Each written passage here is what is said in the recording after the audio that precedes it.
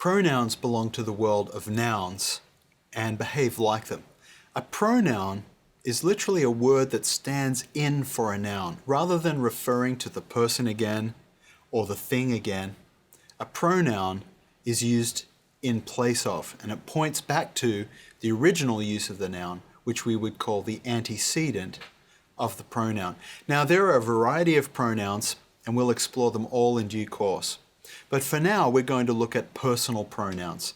These are pronouns that are used in place of a particular person who has already been mentioned in the text. Just like in English we might say he, instead of saying Jesus every time Jesus is referred to. So Jesus went to a near village and he taught the people and he healed the people and he fed the people. So instead of saying Jesus, Jesus, Jesus each time, you say he, pointing back to the original antecedent, who is Jesus.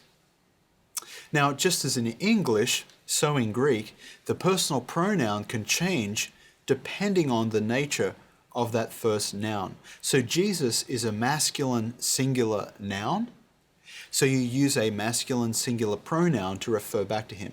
That's why we say Jesus, he. We don't say Jesus, she, or Jesus, it. But sometimes it's appropriate to say she when the antecedent is female, and sometimes it's appropriate to say it when the antecedent is neuter. Now remember, those gender distinctions in Greek do not necessarily refer to biological or natural gender.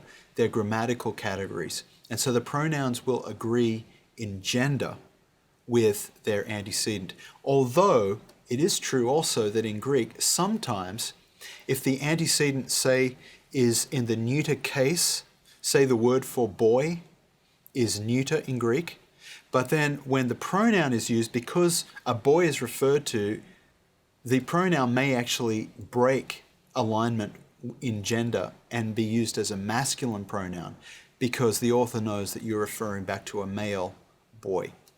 But they are the exceptions. Normally we will see grammatical concord, grammatical agreement between the pronoun and the antecedent it refers to. Now let's look at this table of Greek personal pronouns. These are the third person pronouns. That is, words like he, she, or it. A first person pronoun is I or me. A second person pronoun is you. We'll look at those later on. But we begin with the third person, he, she, or it, or in the plural, they or theirs. First we have the masculine singular nominative personal pronoun, avtos. See, the ending is just like logos. The masculine singular genitive, avtou, again, following logos. The masculine singular dative, avtou, with the iota subscript. The masculine singular accusative, avton. The masculine plural nominative, avti. The masculine plural genitive, avton. The masculine plural dative, avtis. The masculine plural accusative, avtus. So all of these forms should now be quite familiar to you because these are the same endings that we see for the logos form. Logos, logu, logo, logon, and so on. So these are very predictable forms. Next we come to the feminine third person personal pronoun. The feminine singular nominative is avti. The feminine singular genitive, avtis. The feminine singular dative, avti, with the iota subscript. The feminine singular accusative, avtin. The feminine plural nominative, avte. The feminine plural genitive, avton. The feminine plural dative, avtes. The feminine plural accusative, avtas. Now actually these forms should be familiar to us also because they follow the endings of graphi, that first declension feminine noun. You have the I, is, I, in endings and so on. Now we come to the neuter third person personal pronouns. The neuter singular nominative is avto. The neuter singular genitive is avtu. The neuter singular dative is avto. The neuter singular accusative is avto. Notice again, the accusative and nominative forms are exactly the same in the neuter case. The neuter plural nominative is afta. The neuter plural genitive is afton.